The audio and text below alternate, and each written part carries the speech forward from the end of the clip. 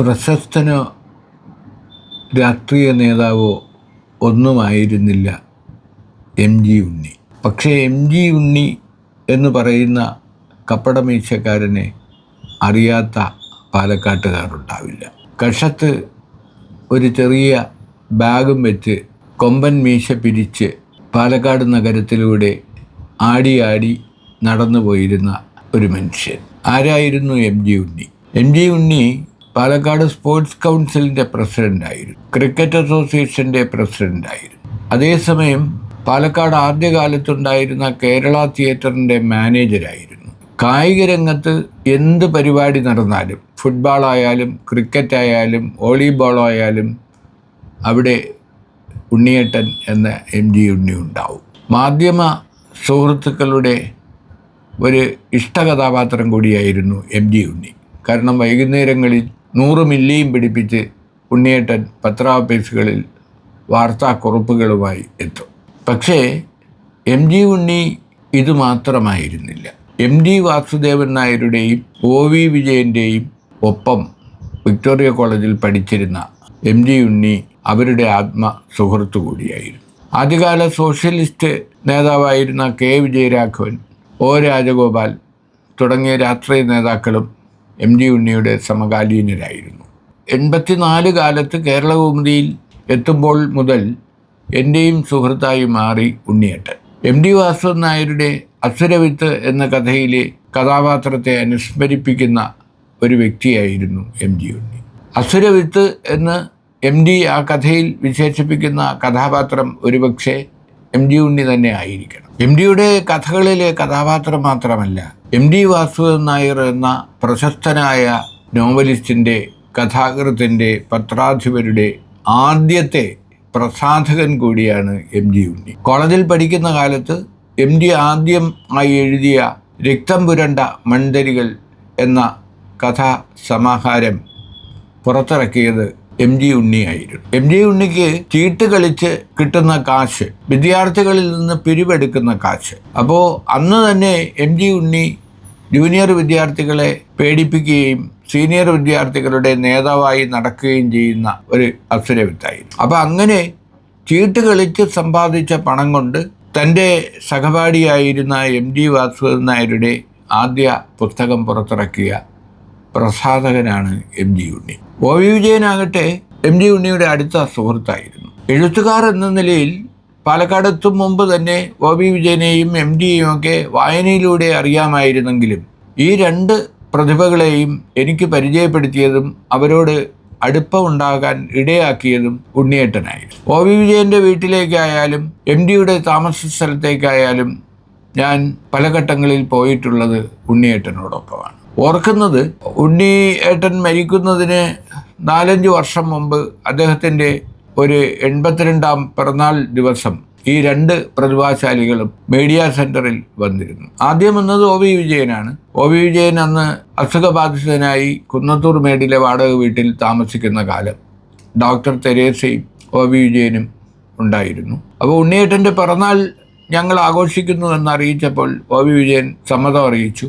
വിദ്യാർത്ഥി ആയിരിക്കുമ്പോൾ ഖസാക്കിൻ്റെ ഇതിഹാസമെല്ലാം വായിച്ച് OV വിജയനെ കാണണം എന്ന മോഹം മനസ്സിൽ കൊണ്ടുകിടന്ന ഒരുപാട് കാലം പാലക്കാടെത്തി പലവട്ടം OV വിജയനെ കാണുകയും സംസാരിക്കുകയും കലാകൗമുദിക്ക് വേണ്ടി കലാകൗമുദിയിൽ അഭിമുഖം നടത്തുകയും അതിനുവേണ്ടി സംസാരിക്കുകയും അങ്ങനെ ഒരു ബന്ധം ഉണ്ടാവുകയും ചെയ്തു. പിന്നെ OV വിജയൻ്റെ സഹോദരി ശാന്ത ടീച്ചർ മോയിൻ സ്കൂളിലെ HM ആയിരുന്നു. അവർ കൽപ്പാത്തിയിലെ വീട്ടിൽ താമസിക്കുമ്പോൾ OV വിജയൻ ഇടയ്ക്ക് അവിടെ വന്ന് താമസിക്കുമായിരുന്നു. അപ്പോഴും OV വിജയനെ കാണാറുണ്ടായിരുന്നു. പക്ഷേ ഈ ഏറ്റവും ഒടുവിലത്തെ ഒരു കണ്ടുമുട്ടൽ ഉണ്ണിയേട്ടൻ്റെ പിറന്നാൾ ദിവസം ഞങ്ങൾ ആഘോഷിക്കാൻ തീരുമാനിച്ചപ്പോൾ മീഡിയ സെൻറ്ററിലേക്ക് വരാമെന്നറിയിച്ചു. അന്ന് OV വിജയനെയും ഭാര്യ ഡോക്ടർ തെരേസയെയും എൻ്റെ ആൾട്ടോ കാറിൽ ഞാൻ തന്നെ ഡ്രൈവ് ചെയ്ത് ഉണ്ണിയേട്ടനും ഒപ്പം ഉണ്ടായിരുന്നു മീഡിയ സെൻറ്ററിലേക്ക് കൊണ്ടുവന്നു. അത് ഒരിക്കലും മറക്കാനാവാത്ത ഒരു ദിവസമായിരുന്നു. കാരണം ഞങ്ങളോടൊപ്പം ഇരുന്ന് ഉണ്ണിയേട്ടനെ കുറിച്ച് സംസാരിച്ച് പോകാനിറങ്ങുന്ന സമയത്ത്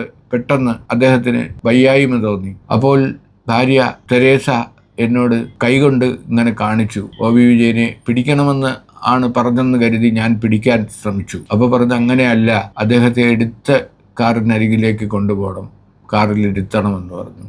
അങ്ങനെ OV വിജയൻ എന്ന മഹാപ്രതിഭയെ ഞാൻ എൻ്റെ 2 കൈകൾ കൊണ്ട് ഒരു കുട്ടിയെ എടുക്കുന്നത് പോലെ എടുത്ത് എൻ്റെ കാറിൻ്റെ മുൻ സീറ്റിലേക്ക് ഇരുത്തിയ ആ ദിവസം ഒരിക്കലും മറക്കാനാവില്ല. കാരണം OV വിജയൻ എന്ന സാഹിത്യകാരന് ദൂരെ നിന്നും നോക്കിക്കാണാനും അദ്ദേഹത്തിൻ്റെ കഥയും നോവലും ലേഖനങ്ങളും എല്ലാം വായിച്ച് അത്ഭുതപ്പെടാനുമല്ലാതെ അദ്ദേഹത്തോട് അത്തരത്തിൽ അടുക്കാനും ഒരു നിർണായക നിമിഷത്തിൽ അദ്ദേഹത്തെ തന്നെ എടുത്ത നിമിഷങ്ങൾ കൊണ്ടു നടക്കാനുമുള്ള ഒരു ഭാഗ്യം ജീവിതത്തിൽ ഉണ്ടായി എന്നുള്ളത് ഒരു അനർഘ നിമിഷമായി എന്നും മനസ്സിൽ കൊണ്ട് നടക്കുകയാണ്. ഉണ്ണിയേട്ടനെ കുറിച്ചാണല്ലോ നമ്മൾ പറഞ്ഞു വന്നത്. കാരണം OV വിജയനായാലും MT ആയാലും പാലക്കാട് എത്തിക്കഴിഞ്ഞാൽ ഉണ്ണിയേട്ടനെ അന്വേഷിക്കും. അവരുടെ പോക്കറ്റിൽ ഉള്ള രൂപ ഉണ്ണിയേട്ടന് നൽകും. ഉണ്ണിയേട്ടന് ഒരുപാട് കാശൊന്നും ആവശ്യമില്ല.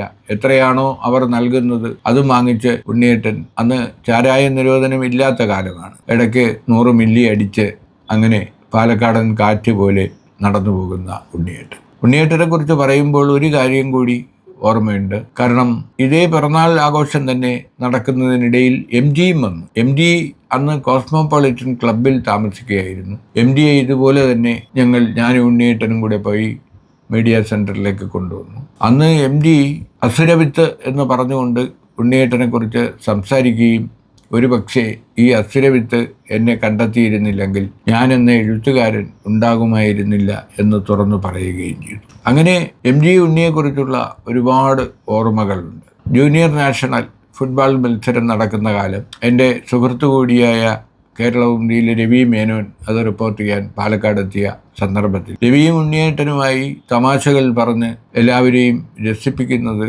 ഒരു സ്ഥിരം പരിപാടിയായിരുന്നു. എല്ലാ ദിവസവും വൈകുന്നേരം ഉണ്ണിയേട്ടനും രവിയുമായി കണ്ടുമുട്ടുമ്പോൾ തമാശയുടെ ഒരു പടക്കം പൊട്ടിക്കലാണ് നടക്കുക.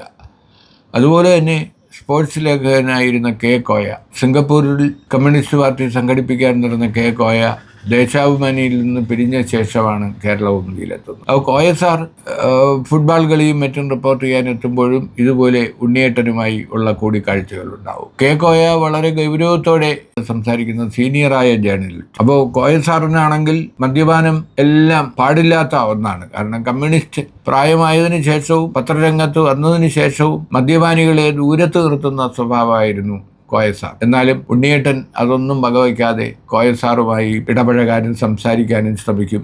കോയ സാർ ദൂരെ എന്ന് പറഞ്ഞ് ഉണ്ണിയേട്ടനെ അകറ്റി നിർത്തി സംസാരിക്കുന്ന രംഗങ്ങൾ മറക്കാനാവില്ല. ഏറ്റവും ഉള്ളിൽ തട്ടിയ ഒരനുഭവം, ഒരു അപകടം പറ്റി 2 മാസത്തോളം ഞാൻ ചികിത്സയിലായിരുന്ന കാലം. അന്ന് എൻ്റെ വിവാഹം കഴിഞ്ഞിട്ടില്ല, ബാച്ചിലറാണ്. അപ്പോൾ ആശുപത്രിയിൽ നിന്ന് ഡിസ്ചാർജ് ചെയ്ത് പാലക്കാട് റെസ്റ്റ് ഹൗസിലായിരുന്നു ഞാൻ കിടന്നിരുന്നത്. അന്ന് 5:30 മണി 6 മണി നേരം പുലരുമ്പോൾ ഒരു ഫ്ലാസ്കിൽ ചായയുമായി ഉണ്ണിയേട്ടനെത്തും. ഉണ്ണിയേട്ടൻ അവിവാഹിതനായിരുന്നു. പ്രായമായിട്ടും ഉണ്ണിയേട്ടൻ ഒറ്റയ്ക്കായിരുന്നു എന്ന് പറഞ്ഞുകൂടാ. അവിവാഹിതയായ സഹോദരി റിട്ടയർഡ് അധ്യാപിക ഒപ്പമുണ്ടായിരുന്നു. അവർ വിവാഹം കഴിക്കാത്തത് കൊണ്ടാണ് ഉണ്ണിയേട്ടനും വിവാഹം കഴിക്കാൻ മറന്നുപോയത്. അപ്പോൾ ചേച്ചിയായിരുന്നു ഉണ്ണിയേട്ടൻ്റെ സഹോദരി. ചേച്ചിയെ കൊണ്ട് ചായ ഉണ്ടാക്കി ആ ഫ്ലാസ്കിലെ ചായ കുടിച്ചുകൊണ്ടാണ് എൻ്റെ ദിവസം ആരംഭിക്കുക. ഓർത്തു നോക്കട്ടെ, 2 മാസത്തോളം എല്ലാ ദിവസവും രാവിലെ ഉണ്ണിയേട്ടൻ കൊണ്ടു തന്നിരുന്ന ആ ചായ കുടിച്ചുകൊണ്ടാണ് എൻ്റെ ദിവസങ്ങൾ ആരംഭിക്കുക. കൈയും തോളലും പൊട്ടിയത് കാരണം ഓഫീസിൽ പോകാൻ കഴിയാതെ റെസ്റ്റ് ഹൗസിലെ ആ മുറിക്കുള്ളിൽ ഇരുന്നുകൊണ്ടായിരുന്നു അക്കാലത്തെ പത്രപ്രവർത്തനം. മിക്കവാറും പകൽ മുഴുവൻ ഉണ്ണിയേട്ടനുണ്ടാവും. അങ്ങനെ MG ഉണ്ണി പാലക്കാട്ടുകാർക്ക് മറക്കാനാവാത്ത ഒരു പ്രതിഭാസം തന്നെയായിരുന്നു. പാലക്കാടൻ കാറ്റ് പോലെ ആയിരുന്നു MG ഉണ്ണി.